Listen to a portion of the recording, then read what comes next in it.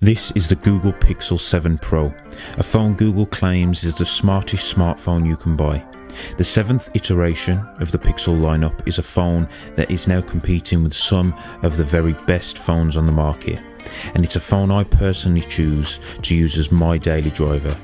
Here's why.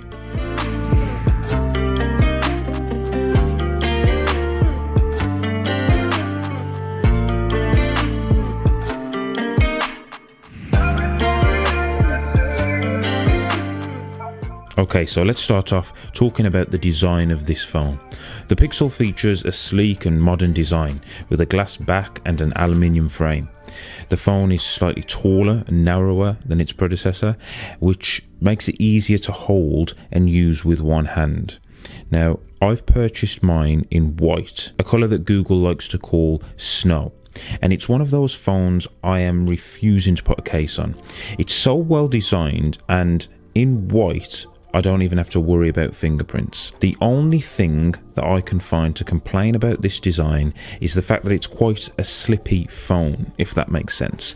Basically, having the smooth glass on the back and on the front means that you need to be really careful when, for example, this is in a pocket, as it does have a habit of wanting to slide out. The phone also features a 6.7-inch OLED display. The quality of this screen is impressive. Colours are accurate, they're not oversaturated at all, and everything just looks so crisp on this 1440p display, which, by the way, is not default out of the box. So that is definitely the first setting you'll be wanting to change if you decide this is the phone for you. The screen is bright, vivid, and offers great viewing angles. Watching content on this display is a great experience, especially considering it is just a phone. The Pixel also has a fingerprint sensor under the display, and this is something I have not had the chance to use much prior to buying this Pixel, as I've only ever really used iPhone. But I am really enjoying having this technology available to me now. It's just cool, and I think part of me really does miss the convenience of a fingerprint sensor over something like Face ID. Sometimes I do actually find myself awkwardly moving my face forward when logging into, let's say, my banking app, and then realizing I only need to touch the screen with my thumb. And when I do use the fingerprint sensor, it is responsive and there are no issues whatsoever as of yet. I am aware that there are quicker sensors out there, but I do genuinely feel that the sensor on this isn't bad and that it is quick enough. That's not to say that Google can't try and improve this though with the Pixel 8. Right, so moving on to the camera, something that the Pixel lineup is very well known for. And the Pixel 7 Pro features a 50 megapixel primary sensor, a 12 megapixel ultra wide sensor, and a 12 megapixel telephoto lens. The camera is truly amazing. That is the only word I can use. It's consistently producing stunning photos and videos with sharp details, accurate colours, and amazing dynamic range. The night mode is also very impressive, producing bright and clear photos even in very low light conditions. It doesn't take things too far though, so the image still looks quite natural and true to life. Now, in the past, the Pixel has struggled with its video capability, but with the 7 Pro, Google are getting closer and closer to the same video quality that you see from something like an iPhone 14 Pro. But like I said, when it comes to the images from this phone, I think it is genuinely the first time I am preferring the images coming out of this over the iPhone. There's just something about them, a mixture between the contrast, the true to life tones, and overall sharpness of every single image is what makes me love this camera system. Now, whilst we're talking about the camera, let's talk about a feature that I didn't actually realize I'd have this much fun with, and that's the Magic Eraser. It's genuinely far better than I expected, whether it be for actual serious editing or for the occasional laugh. It really is quite impressive what it's capable of, considering it only takes a few seconds to process. As for the processor, under the hood, the Pixel 7 Pro is powered by the new Google Tensor G2 processor. The phone also runs on Android 13 out of the box currently, which is fast, smooth, and offers a lot of useful features. I have no complaints with the speed of this phone whatsoever.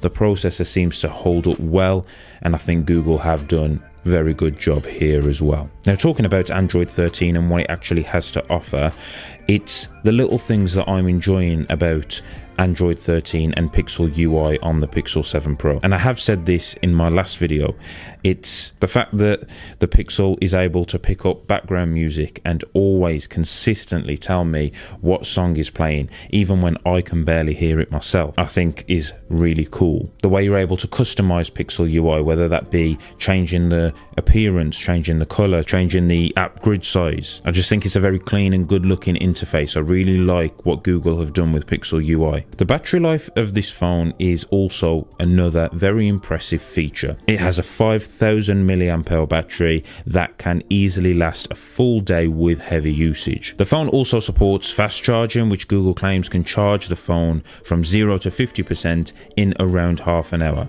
I found this to be pretty much accurate over the last few weeks of using it, but I do have to say I do use Android Auto quite a lot, and because I need to plug my phone in, it's very rare that I'm able to actually drain this battery very much. Actually, I'd go as far as to say I don't remember getting to the end of a day and this phone not having any battery. Now, in this review, I want to just mention a few more additional features that I think it is worth mentioning. The Pixel features stereo speakers, which are very loud and clear. It also has wireless charging capability, which is a nice touch, and the phone is also water and dust resistant with an IP68 rating. And on top of all of this, it has the Google Assistant built in, ready to help you whenever you need it. For me, it's by far the best assistant, and I've found it extremely useful when using it in the car with Android Auto.